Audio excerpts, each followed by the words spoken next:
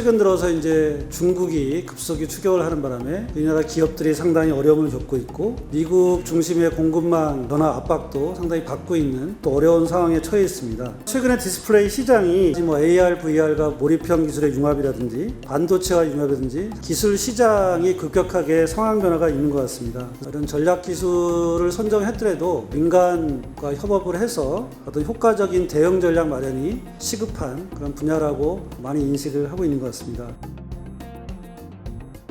디스플레이라는 거는 형태가 변할 뿐이지 지속적으로 존재하고 또 필요한 영역이라는 말씀을 먼저 드리겠습니다. 이게 소부장이라고 흔히 얘기하는 거죠. 장비 회사나 재료 회사나 혹은 부품 회사 이 전체가 디스플레이 산업의 생태계를 구축하고 있고요. 밸류체인 전체에 있는 모든 업계 디스플레이 산업의 한 범위라고 볼 수 있다. 디스플레이는 국산화라는 측면에도 굉장히 큰 업적을 이뤘습니다. 그리고 디스플레이라는 생태계를 구축하면서 필요했던 부분은 어떤 경우에는 뭐 직접 개발을 하고 어떤 경우는 합작을 유도하고 어떤 경우는 M&A를 통해서 이제 토착화하고 저희끼리 내재화했다. 가격 경쟁력을 갖추려고 합니다. 그런데 이게 그렇게 쉽지 않다. 폼팩터를 바꾼 뭐 폴더블이라든지 플렉서블이라든지 이런 형태의 제품으로 차별화해서 나가는 것도 방법입니다. 혁신적이고 가장 파급 효과가 큰 거는 아예 새로운 제품을 만들어내는 겁니다. 새로운 디스플레이는 반드시 필요하고요. 그다음 필연적으로 나타날 겁니다. 이걸 미리 예측하고 어떻게 방향을 근접해서 갈 것인가가 중요하다. 디스플레이 산업에 대해서 퍼스트 무버 전략이 계속 지속적으로 유지돼야 된다. 디스플레이 산업은 사양 산업이 아닙니다.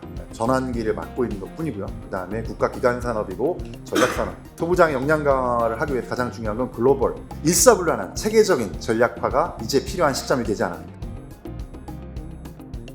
세계 1위를 했던 LCD 산업이 뭐 이제 중국으로 다 넘어간 거죠. OLED는 아직 우리나라가 우위를 점하고 있는데 이 부분을 어떻게 더 강화를 시켜나갈 것이냐 하는 게 관건인 것 같고요. 장비, 소재, 패널 기술은 전반적인 관점에서의 미래에 대한 준비가 굉장히 필요하리라고 생각이 듭니다. 그동안 1위를 하던 대형 LCD 시장이 어쩔 수 없이 접게되면서 손상된 생태계가 보이더라는 거죠. 기업이나 정부에서 주도하는 특수 목적의 디스플레이 분야의 효과 만드는 것도 굉장히 좋은 전략이라고 보여집니다. 한국에서 이제 중국으로 헤게모니가 넘어가지 않기 위해서 우리는 갭을 계속 유지할 수밖에 없는 것 같고요. 그러면 이제 결국은 매출 중심보다는 질적 성장을 좀 강조해야 될 것 같고 우리가 스스로 그 카테고리를 좀 창출하는 강소국이 돼야 되지 않는가라는 생각이 좀 들었습니다. 그간 쌓아놓은 디스플레이에 대한 역량을 계속 가져가기 위해서는 결국 우리는 소부장에 다시 한번 집중해 볼 수밖에 없지 않나. 이런 정출연이나 학교에 많은 그런 분들이 같이 참여해서 기존에 있는 정부 출연 연구자들하고 같이 연구를 하면 그런 새로운 도전 아이템들도 많이 나올 수 있지 않을까. 일본 기업들이 유명한 장비에 들어가는 부분품 회사들이 많아요. 장비 회사와 부분품 회사와 같이 협력을 할 수 있는 프로그램이라든지 R&D 과제라든지 좀 부분품 업체에 대해서도 신경을 써서 육성을 하면 경쟁력을 높이는데 도움이 될 수 있을 것 같습니다.